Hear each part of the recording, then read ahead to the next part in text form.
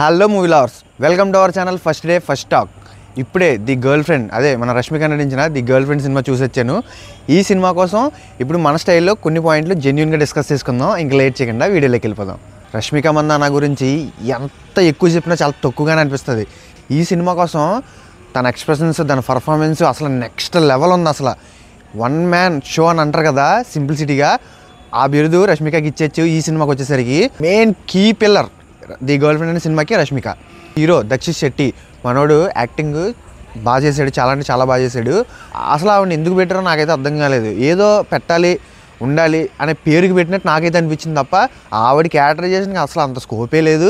ఆవిడ వచ్చిన ప్రతిసారి కూడా ఇరిటేషన్ వచ్చింది నాకైతే. డైరెక్టర్ రాహుల్ రవీంద్రన్ మనోడు ఆ డైరెక్షన్ పరంగా, స్క్రీన్ ప్లే పరంగా కూడా చాలా బాగా ముందుకు తీసుకెళ్ళాడని చెప్పుకోవచ్చు.